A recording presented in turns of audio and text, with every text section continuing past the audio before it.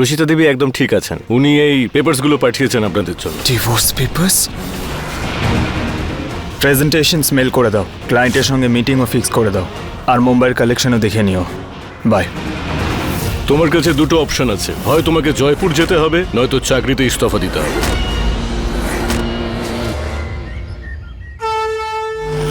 সবাই মিলে একসাথে বলো ভগবানের জয়।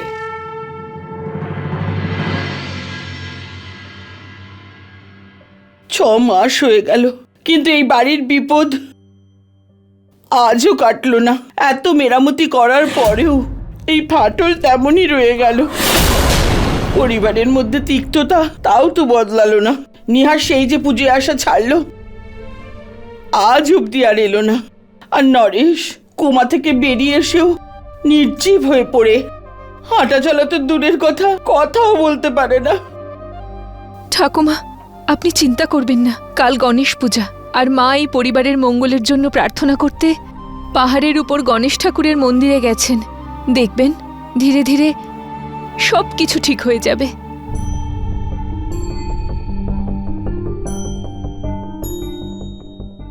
হ্যাঁ মিশ্রা বাবু, আমি এক্ষুনি বেরোচ্ছি। নিহার, নিহার, অন্তত জলখাবারটা তো খেয়ে যাও। না বৌদি, আমার খিদে নেই। Hello mister Khanna.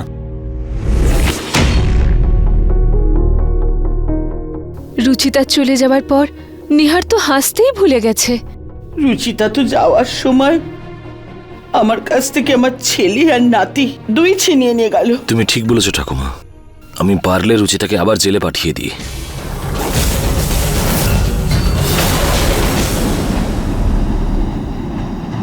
হ্যাঁ, আমি এক্ষুনি পৌঁছে যাব।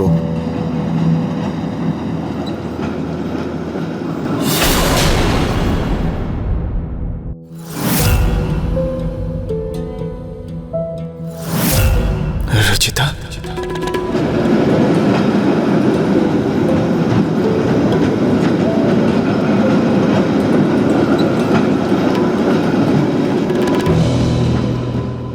ও গড, আমি তো এগিয়ে এলাম।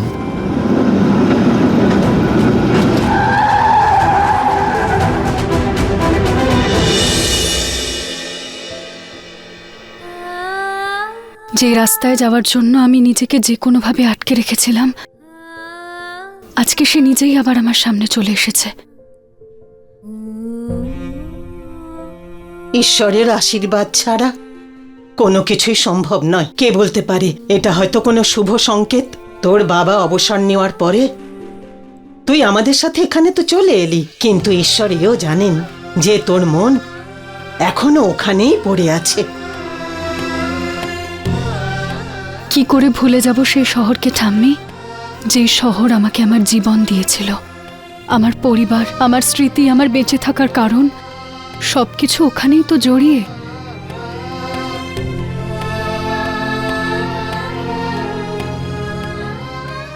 কিন্তু ঠাম্মি, সেই শহর থেকে আমি এমন আঘাত পেয়েছি যে আমার থেকে আমার সবকিছু কেড়েও নিয়েছে। আমার সব শেষ হয়ে গেছে ঠাম্মি। খুব কষ্টে নিজেকে সামলেছি ঠাম্মি। আবার ওখানে ফিরে গিয়ে আমি নিজের ব্যথাকে গাঢ় করতে চাই না। যে আঘাত শুকিয়ে যায় তার কষ্ট থাকে না, কিন্তু যে আঘাত কখনো শুকোয় না তার ব্যথা কখনোই কমে না রে। সব আঘাতের চিকিৎসা আমাদের হাতে থাকে না, কিন্তু কিছু আঘাতের চিকিৎসা আমরা নিজেরাই করে নিতে পারি। প্রত্যেক পুরনো অধ্যায়ের পরে একটা নতুন অধ্যায় শুরু হয়। কে বলতে পারে ওখানে হয়তো তোর জন্য নতুন কিছু অপেক্ষা করছে।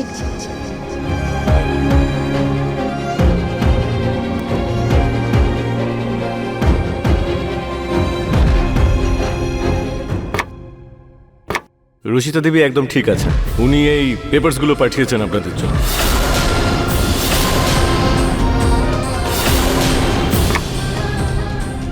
দেখ বাবা, রুচিতা ডিভোর্স পেপার সই করে পাঠিয়েছে, মানে ওই সম্পর্ক থেকে মুক্তি পেতে চায়। তাহলে তুই ওকে বাঁধছিস কেন?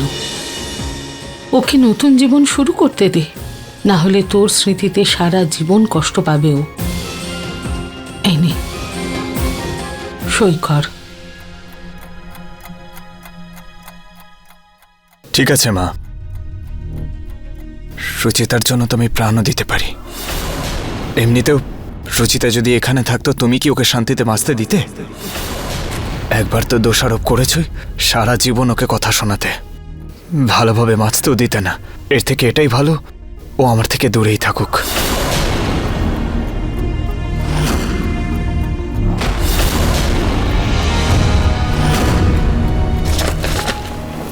নাও ধরো।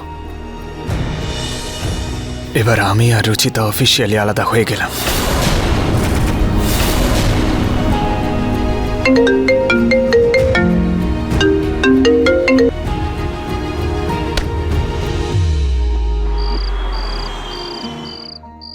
বাবা, তুমি তাড়াতাড়ি ঠিক হয়ে যাও। ভগবানের থেকে আমি আর কিচ্ছু চাই না।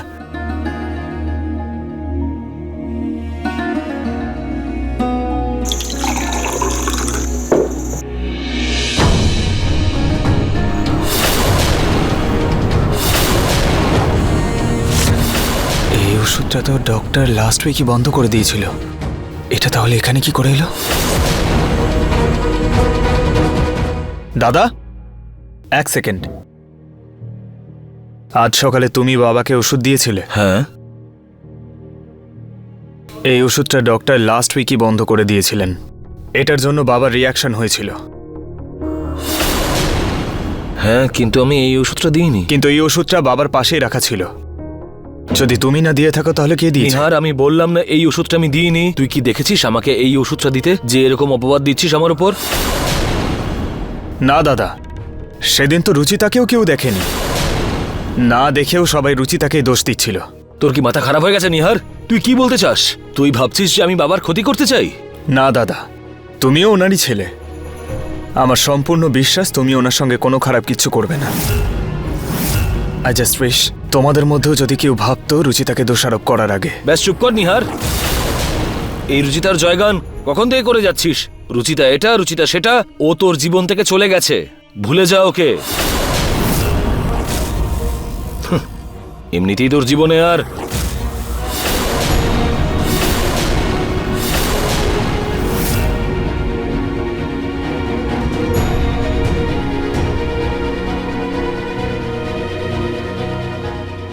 যবে থেকে রুচিতা এই বাড়ি থেকে গেছে, একটা ভালো সময় কাটেনি এই বাড়িতে। কাল বিঘ্নহরণ গণেশের পুজো। আশা করি ওনার আগমনে এমন একটা কিছু ঘটবে যাতে এ বাড়ির সব বিঘ্ন দূর হয়ে যাবে।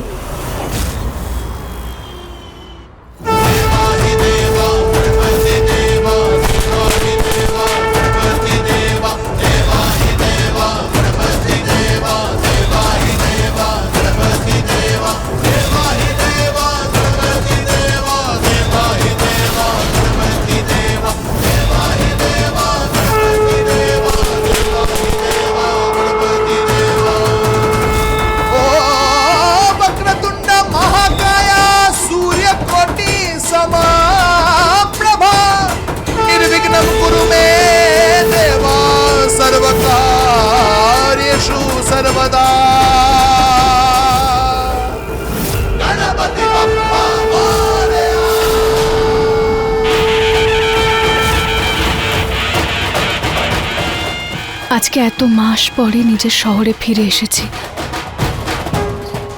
জানি না নিহারবাবু কোথায় আছেন, কেমন আছেন, ভালো আছেন কিনা। বাবা, উনি কি এখনো সম্পূর্ণ সুস্থ হয়েছেন?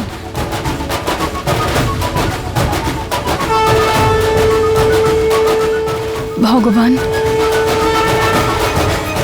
প্রত্যেক বছরের মতো এই বছরেও আমি শুধু আপনার কাছে আমার পরিবারের সুস্থতাই চাই। আমার নিহার বাবু আর আমার পরিবারের রক্ষা করবেন। যদি সম্ভব হয় তাহলে নিহার বাবু আর বাবার এক ঝলক দেখতে চাই আমি, প্লিজ।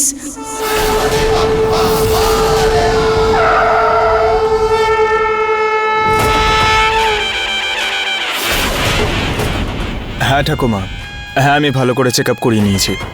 হ্যাঁ, আমরা বাড়িতেই আসছি। আসলে রাস্তায় বিসর্জনের জন্য জ্যাম রয়েছে, ওই ট্রাফিকে ফেসে রয়েছে আমরা। আচ্ছা, আমি বাড়ি এসে কথা বলছি।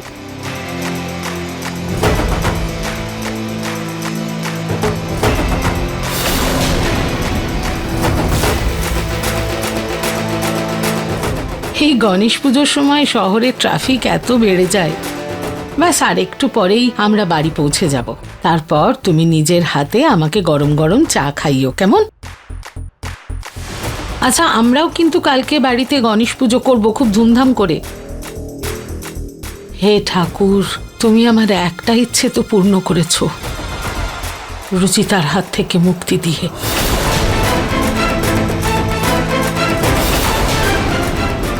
এবার তাড়াতাড়ি আমার স্বামীকে ঠিক করে দাও প্রভু। ওনার জ্ঞান তো ফিরেছে, কিন্তু আমি চাই প্রভু উনি তাড়াতাড়ি যেন নিজের পায়ে দাঁড়াতে পারেন। তার জন্য আমি যা খুশি করতে পারি, কোনো ডাক্তার, হাকিম, বৈদ্য, যেখানে যেতে হবে আমি যেতে পারি, আমি ওনার চিকিৎসা করাতে পারি। শুধু প্রভু আমায় রাস্তা দেখাও, যেন আমার স্বামী একদম ঠিক হয়ে যায় প্রভু, একদম আগের মতো ঠিক হয়ে যায়।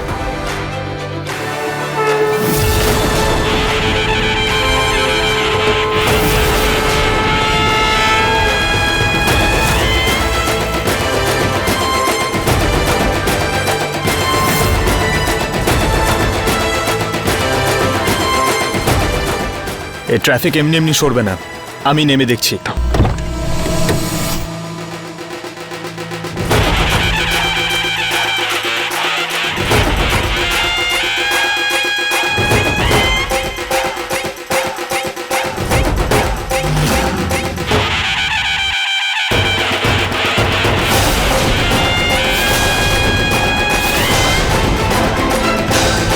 চলো চলো, এগো এগো।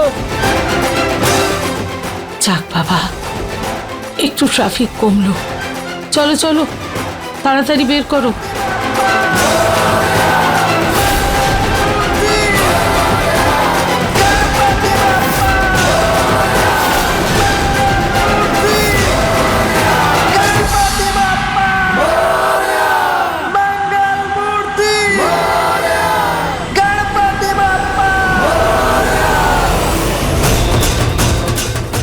গণপতি বাপ্পা মোরিয়া।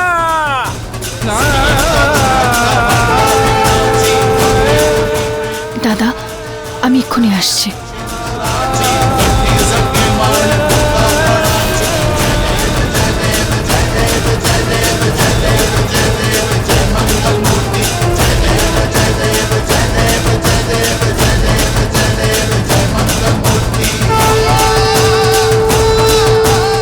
আমার পরিবারকে সবসময় সুখে শান্তিতে রাখবেন ভগবান। নিহার বাবু, মা, বাবা, দিদা, কারোর ওপর যেন কোনো সংকট না আসে। ওনাদের উপর আপনার আশীর্বাদ সবসময় বজায় রাখবেন।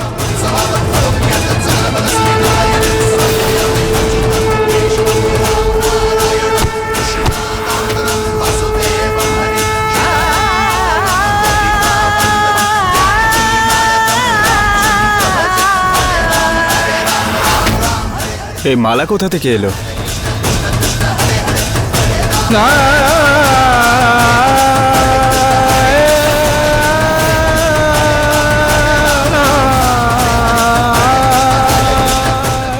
এ নিন দাদা, আপনিও গণেশ ঠাকুরের ওপর একটু আবির দিয়ে দিন, আপনার সমস্ত মনস্কামনা পূর্ণ হবে।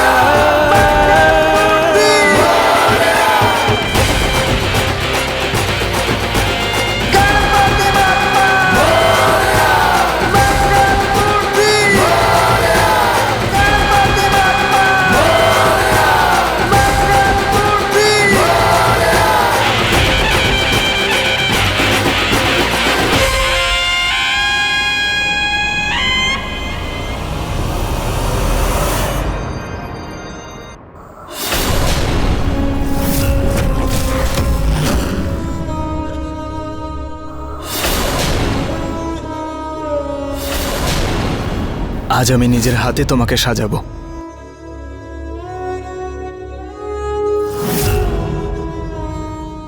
হঠাৎ করে আবির এলো কোথা থেকে?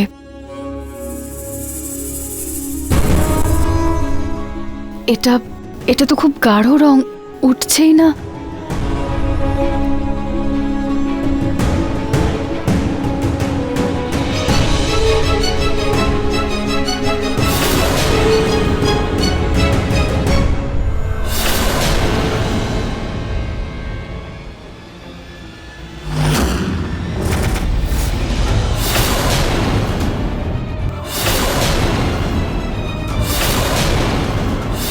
আমাদের কাছে আমাদের ভগবান বাবাই।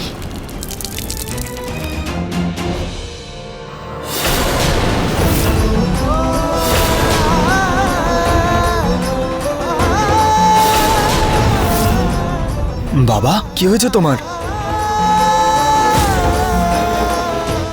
বাবা, তুমি কিছু বলতে চাও? বলো না। কে জানে নিহারবাবুর আজও আমার কথা মনে আছে কিনা। জানি না ওনার জীবনে আমার জন্য কি এখনো জায়গা আছে,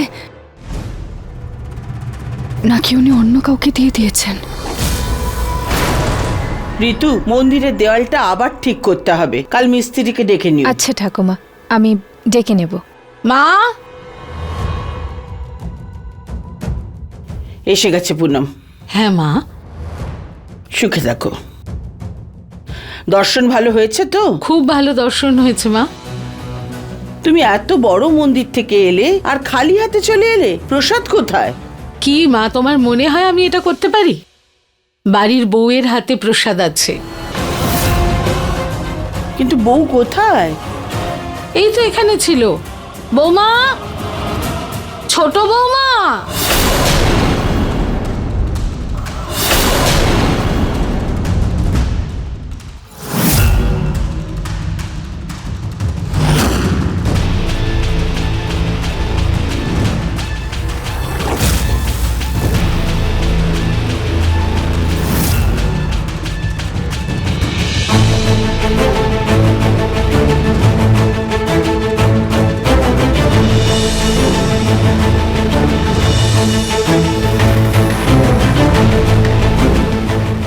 এই তো, যাও মাকে আর তোমার যাকে প্রণাম করে ওনাদের আশীর্বাদ নাও আর ওনাদের প্রসাদ দাও।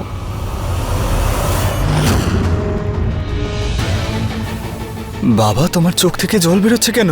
বাবা, বলো না, কি হয়েছে? কি দেখেছো তুমি?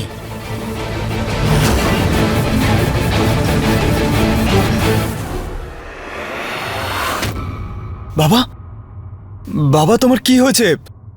আজ আপনার মেয়ে রুচিতার হাত আমার ছেলে নিহারের জন্য চাইতে এসেছি, আর রুচিতাই এই বাড়ির বৌমা আর নিহারের স্ত্রী হয়ে থাকবে, এটাই আমার শেষ সিদ্ধান্ত। আজ তুমি আমার মাথা গর্বে উঁচু করে দিয়েছো মা, আর ভগবানের মাথায় ময়ূর পুচ্ছ তুমিই লাগাও মা। বাবা, তোমার কি হয়েছে? ডক্টরকে ফোন করছি।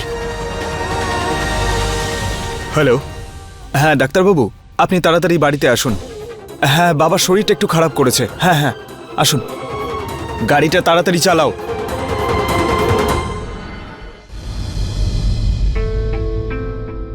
বেঁচে থাকো মা, সদা সুখে থাকো।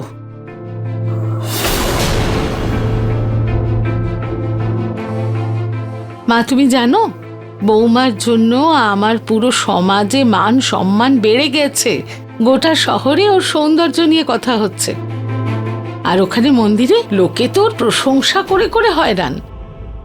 সত্যি বলতে কি, আমার মাথা 2 ইঞ্চি বেশি উঁচু হয়ে যায় যখন কেউ ওর প্রশংসা করে। মা, আমি বরং আপনাদের জন্য চা বানিয়ে আনছি। তুমি এখানে দাঁড়িয়ে দাঁড়িয়ে কি দেখছো? যাও গিয়ে ওকে সাহায্য করো। হ্যাঁ মা।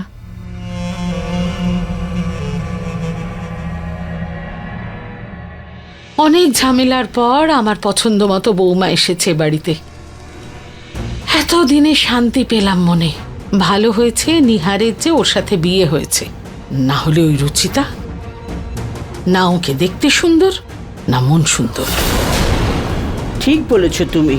কে জানে কোন অশুভ লগ্নে নরেশের নজরে এসেছিল। বাবা, মা, ঠাকুমা, দেখো না বাবার কি হয়েছে। কি হলো?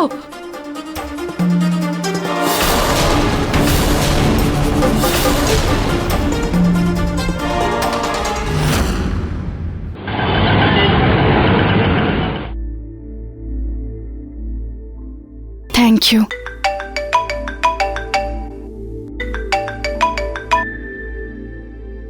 হ্যালো। পৌঁছে গেছিস মা? হ্যাঁ মা, পৌঁছে গেছি ভালোভাবে। কাজ শেষ করতে আর একটু সময় লাগবে। এতদিন থাকছিস ওখানে, ওই বাড়ি যাবি নাকি? সেই গলিতে কেন যাব মা, যেখানে ব্যথা ছাড়া আর কিছুই পাবো না? ঠিক আছে মা, যেটা তুই ভালো মনে করিস। শুধু নিজের খেয়াল রাখিস। আর আজ গণেশ চতুর্থী, গণেশ মন্দিরে অবশ্যই পুজো দিয়ে আসিস। ঠিক আছে মা, আমি বিকেলে চলে যাব।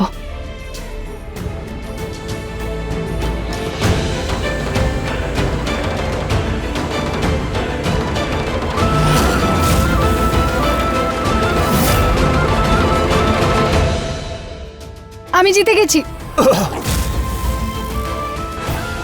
নরেশবাবু কিছু বলতে চাইছেন? নরেশবাবু বলুন, চেষ্টা করুন।